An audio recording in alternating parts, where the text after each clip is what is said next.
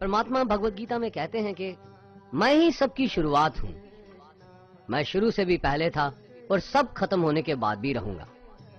सब मुझ में है और मैं सब में हूं। जो भी तुम छू सकते हो, देख सकते हो, चख सकते हो या सुन सकते हो, वो सब मैं हूं। ये नदियां, पहाड़, सूरज, ग्रहण, चांद, सितारे सब मैंने बनाए हैं। मैंने ही भगवान, शैतान, राक्षस और इंसान बनाए। मैं सर्वव्यापी हूं, सब में रहता हूं, सब में मैं हूं, मैं ही हूं। मैं ही ब्रह्मा बन के सब बनाता हूं और रुद्रा बन के सब नष्ट कर देता हूं। मैं ही बनाता और तोड़ता रहूंगा ताकि आत्माओं को मौके मिल सके इस जन्म और मृत्यु से एक दिन मोक्ष पाने को, हमेशा के लिए परमात्मा के साथ रहने को। भगवत गीता कहती है कि इस सबसे बड़ी परीक्षा के लिए परमात्मा ने प्रकृति का निर्माण 5 तत्व हवा, अग्नि, जल, पृथ्वी और ईथर से किया, जिन्हें हम छू के, चख के, सूंघ के, देख के समझ सकते हैं। पर खुद परमात्मा इन 5 इंद्रियों की समझ से बाहर है। अर्जुन को भी परमात्मा का विराट रूप देखने के लिए भगवान कृष्ण ने दिव्य नेत्र दिए। भगवत गीता समझाती है कि आत्मा अजन्मी है, इसे कोई मार नहीं सकता, कोई जला नहीं सकता, डुबा नहीं सकता, काट नहीं सकता। लेकिन आत्मा को परमात्मा के साथ हमेशा रहने के लिए ये परीक्षा रूपी जीवन में बैठना ही पड़ेगा। इस परीक्षा के लिए परमात्मा से बिछुड़ के आत्मा को पृथ्वी पे किसी न किसी रूप में जन्म लेना पड़ता है और 88 करोड़ जोनियों को जीने और भोगने के बाद एक आत्मा को मनुष्य का शरीर और दिमाग मिलता है इस सबसे बड़ी मर्यादाओं की परीक्षा में बैठने के लिए। हर मनुष्य को इस पूरी परीक्षा के दौरान तरह तरह की अच्छी और बुरी भावनाओं के चक्रव्यूह में अपने ही भाई बहन या मित्रों के साथ डाला जाता है, जिसमें हर आत्मा को अपने अंदर के तामसिक और राजसिक अवगुणों से निकल के सात्विक जीवन में प्रवेश करने के मौके मिलते हैं। हमारे तामसिक गुण वो हैं जो हमारे अंदर हीन भावना पैदा करके हमें खुद को उदास और नुकसान पहुंचाते हैं, और हमारे राजसिक गुण हमें ईर्ष्यालु और लोभी बना के दूसरों के प्रति नुकसान पहुंचा सकते हैं। इस परीक्षा के दौरान हर आत्मा को तामसिक और राजसिक गुणों को खत्म करके अपने सात्विक गुणों से परिचित होना पड़ेगा। सात्विक गुण वो हैं जो आत्मा को अपने आसपास की हर चीज से जोड़े और उन्हें प्यार करना सिखाते हैं। परीक्षा के दौरान हर आत्मा को जीवन के 4 स्तंभ धर्म, अर्थ, काम और मोक्ष का ज्ञान पाके ही मुक्ति मिलती है। यही वो द्वार हैं जिन्हें समझ के ही आत्मा परमात्मा को समझ सकती है। पहला द्वार धर्म का है।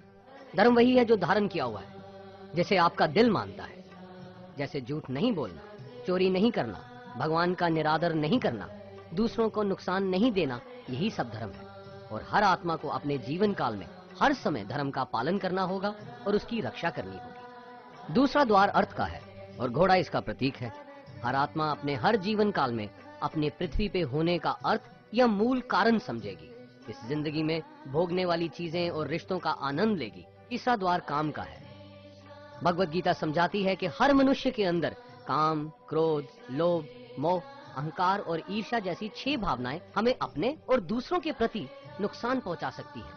इन भावनाओं को हर मनुष्य को हमेशा अपने नियंत्रण में रखना होगा, क्योंकि इनके बहाव में किया हुआ कोई भी काम हमारे जीवन भर की परेशानी का कारण बन सकता है।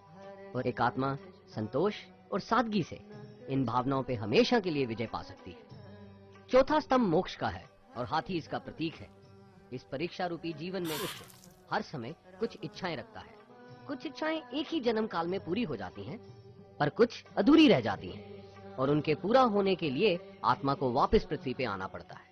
भगवत गीता समझाती है कि हमारी इच्छाएं ही मूल कारण हैं हमारे पृथ्वी पे वापस आने का, और अगर हम कोई भी इच्छा ना रखें तो हम इस जीवन और मृत्यु से मुक्त हो सकते हैं।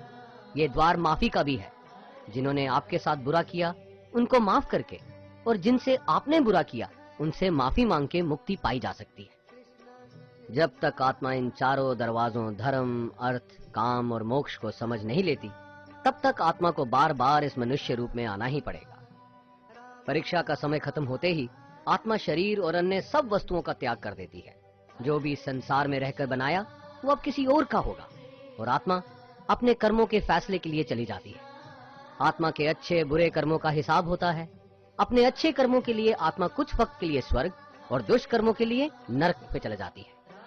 नरक में आत्मा को अपने पापों के अनुकूल सजाएं मिलती हैं, पर सजा खत्म होने के बाद आत्मा को फिर से एक नया शरीर और नया दिमाग मिलता है इस परीक्षा में फिर से बैठने के लिए।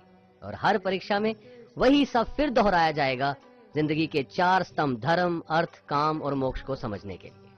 हर जन्म में अपने कई जन्मों के कर्मों के हिसाब से हर आत्मा को कभी अच्छे और कभी बुरे हालातों से जाना पड़ता है। लेकिन जब तक आत्मा परमात्मा के साथ योग को नहीं समझ लेती, वो मुक्ति नहीं पा सकती। भगवत गीता समझाती है कि मनुष्य अपने शरीर, दिमाग या दिल से भगवान को पा सकता है।